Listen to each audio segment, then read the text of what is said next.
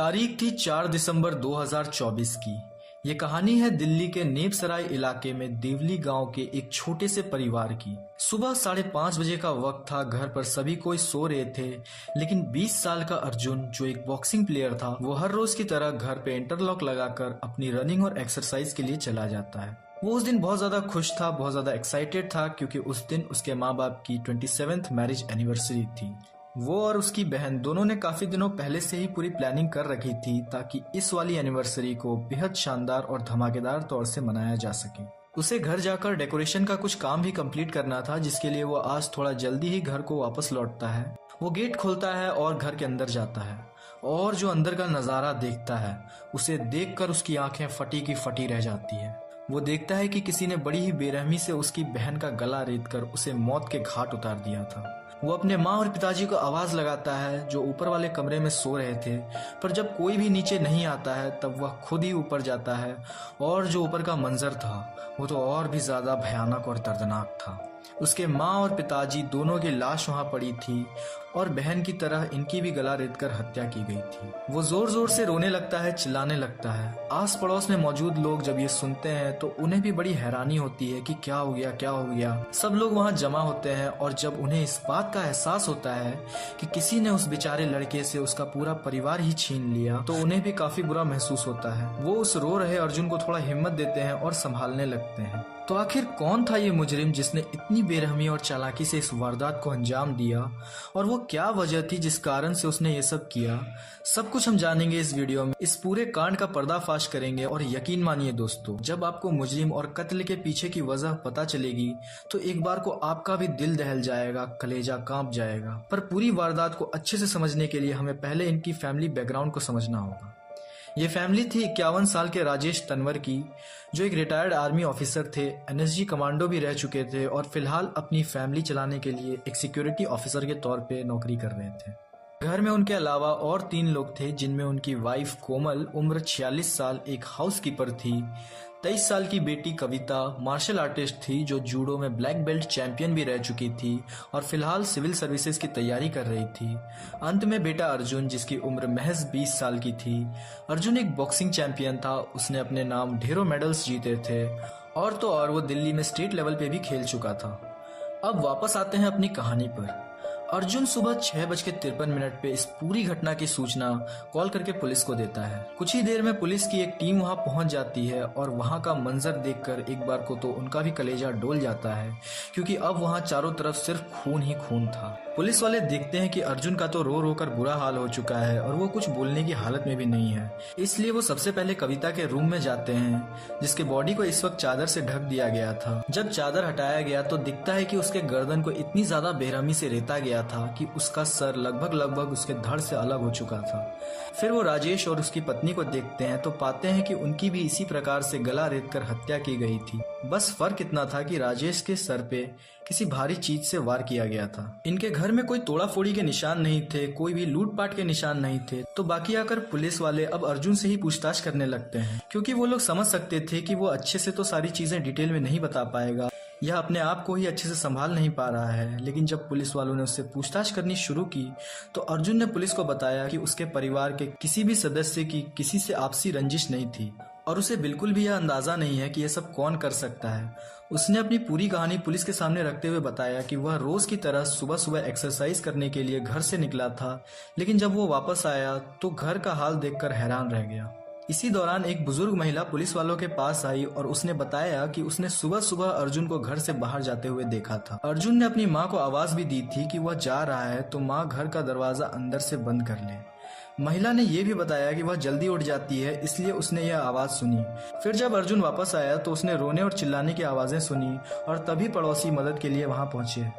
इसी दौरान कुछ 1-2 पुलिस ऑफिसर्स ये नोटिस करते हैं कि अर्जुन के हाथ पर कुछ ताजे घाव के निशान थे, जिससे ये अंदाजा हुआ कि ये चोटें हाल ही की थी। पुलिस ने सभी डेड बॉडीज को पोस्टमार्टम के लिए भेजी और मामले की तहकीकात शुरू कर दी। वहीं न्यूज रिपोर्टर्स भी अर्जुन से बातचीत करने लगे। पुलिस ने मोहल्ले की सभी सीसीटीवी कैमरों की फुटेज चेक करनी शुरू की, यह जानने के लिए कि कोई संदिग्ध व्यक्ति घर में घुसा था। लेकिन चौंकाने वाली बात यह थी कि फुटेज में ऐसा कोई भी व्यक्ति नजर नहीं आया जो घर में घुसने की कोशिश कर रहा हो। अगर कोई बाहरी व्यक्ति दरवाजा तोड़ने की कोशिश करता तो कोई ना कोई निशान जरूर मिलता, लेकिन ऐसा कुछ भी नहीं था। अगली सुबह गांव के ही कुछ बुजुर्ग लोग घर के आसपास घूमते हुए नजर आए, लेकिन वे खुद ठीक से चलने में भी सक्षम नहीं थे, तो यह शक ही पैदा नहीं करता था। पुलिस ने फिर अर्जुन से पूछताछ शुरू की। उन्होंने उसे बताया कि सीसीटीवी फुटेज में कोई भी संदिग्ध दिखाई नहीं दे रहा है और उसकी चोटें भी ताजी लग रही थी। पुलिस ने अर्जुन से साफ तौर पर पूछा कि क्या तुम हमें सही सही बता सकते हो कि असल में क्या हुआ था, नहीं तो फिर हमें जांच पड़ताल करने के लिए अपना तरीका लगाना होगा। अब अर्जुन को समझ आ गया था कि पुलिस का शक उसकी ओर जा रहा है, तो उसने और भी ज्यादा डिटेल में जानकारी देना शुरू कर दी। लेकिन जो बातें वो अलग अलग पुलिस वालों से कह रहा था उनमें काफी फर्क था। पुलिस ने जब यह पाया तो उन्होंने अर्जुन से पूछा, तुमने जो बातें इस पुलिस ऑफिसर से कही थी वही तुम हमें क्यों नहीं बता रहे? जैसे जैसे पुलिस को उसकी कहानी में गड़बड़ी का एहसास हुआ, उन्होंने उसे हिरासत में ले लिया और पूछताछ के लिए अपने साथ ले गए। शुरुआत में तो अर्जुन ने खुद को निर्दोष साबित करने की पूरी कोशिश की, लेकिन जब पुलिस ने उसके सामने सारे तर्क और सबूत पेश किए तो फिर वो ज्यादा देर तक बच न सका और अपना जुर्म कबूल कर लिया। इसके बाद जो कहानी सामने आई वह और भी ज्यादा खौफनाक थी। अर्जुन ने पुलिस के सामने आकर सब कुछ उगल दिया। उसने बताया कि हाँ, उसी ने ही अपने परिवार के सदस्यों की हत्या की है। जिनके गले काटे गए थे वो किसी और के हाथों नहीं बल्कि अर्जुन ने खुद ही यह खूनी खेल खेला था। अर्जुन ने अपनी कहानी को विस्तार में पुलिस को बताया। उसने कहा कि घर में कभी भी उसे प्यार नहीं मिलता। सभी लोग उसकी बहन कविता से प्यार करते थे, उसकी कोई अहमियत नहीं थी। घर वालों को यह भी फर्क नहीं पड़ता था कि उसे क्या चाहिए, चाहे प्यार, पैसे या सिर्फ थोड़ी सी सहानुभूति। बस उसे हर वक्त ताने और गुस्सा मिलता था। उसके पिता तो उसे हर मौके पर पीटने का कोई अवसर नहीं छोड़ते थे, चाहे वो घर पर हो, रिश्तेदारी में हो या फिर उसके दोस्तों के सामने ही क्यों ना हो। दूसरी तरफ उसकी बहन कविता को हर चीज मिलती थी। उसे जो भी चाहिए होता था उसे बिना किसी सवाल के दे दिया जाता था। अगर अर्जुन पैसे मांगता था तो उसे सिर्फ ताने और गालियां मिलती थी। अर्जुन ने कहा कि इसका मेन रीजन ये था कि उसकी बड़ी बहन पढ़ाई में अच्छी थी, जबकि अर्जुन को पढ़ाई में कोई दिलचस्पी नहीं थी।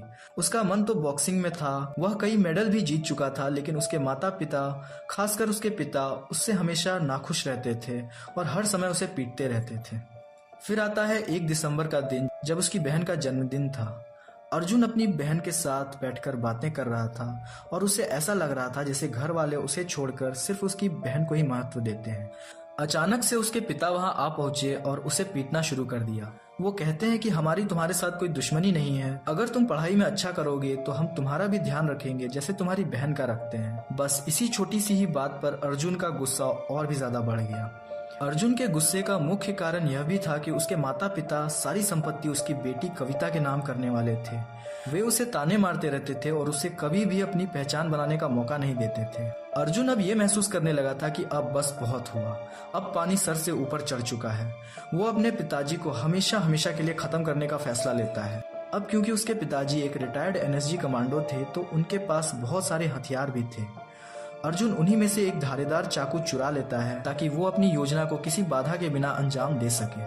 4 दिसंबर की रात अर्जुन पूरी रात यही सोचता है कि वह आगे क्या करेगा। शुरुआत में तो वो सिर्फ अपने पिताजी को मारने का प्लान बनाता है, लेकिन फिर अर्जुन के दिमाग में एक ख्याल आता है कि अगर मैंने पिताजी को मार दिया और माँ को यह बात पता चली तो वह मुझे इसके लिए कभी माफ नहीं करेगी और हमेशा मुझसे नफरत करेगी, तो क्यों ना दोनों को ही खत्म कर दिया जाए। इसी ख्याल ने उसकी मानसिकता पूरी तरह बदल दी। जैसे ही रात का समय आया, सारे लोग सो गए, वह उठ खड़ा हुआ। पहले उसने अपने पिता पर हमला करने का सोचा, लेकिन उसी वक्त उसकी नजर अपनी बहन पर पड़ी। उसे समझ आ गया कि उसकी बहन ही वो व्यक्ति है जिससे सबसे पहले खत्म किया जाना चाहिए, क्योंकि उसी के नाम प्रॉपर्टी की सारी बातें हो रही थी। अर्जुन ने चाकू निकाला और अपनी बहन की गर्दन पर एक करारा वार किया और उससे उसकी सांसें छीन ली। अर्जुन ने जैसे ही अपने पिता और माँ के कमरे में कदम रखा, उसने देखा कि उसके पिता बिस्तर में गहरी नींद में सो रहे हैं, जबकि माँ बाथरूम में गई हुई थी क्योंकि वहाँ की लाइट जल रही थी। बिना एक पल की देरी किए अर्जुन ने तेजी से अपने पिता पर हमला किया और चाकू से उसकी गर्दन पर वार किया।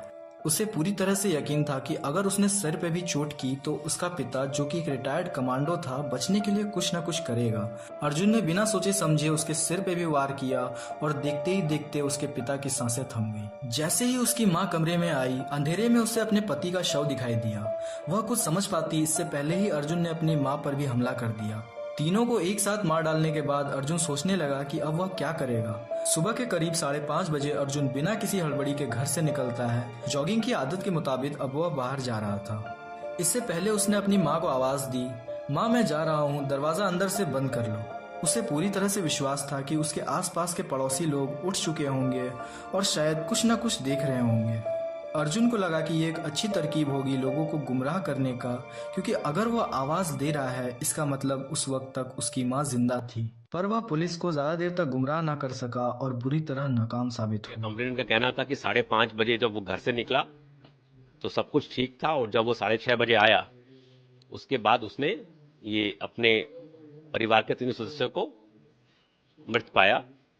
तो उस 1 घंटे के हमने पूरी सीसीटीवी फुटेज एंट्री एग्जिट पे देखा तो कोई भी ऐसा सस्पिशियस मूवमेंट नजर नहीं आया। और इसको जब एग्जामिन किया गया अर्जुन को, तो इसके स्टेटमेंट्स में काफी कंट्रडिक्शन मिले, विरोधाभास मिले, और काफी चीजों को ये एक्सप्लेन नहीं कर पा रहा था। जैसे कि इसके हाथ में भी कुछ इंजरी मार्क्स थे, फ्रेश इंजरी थी, जिसको ये बता नहीं पा रहा था कि कैसे हुआ।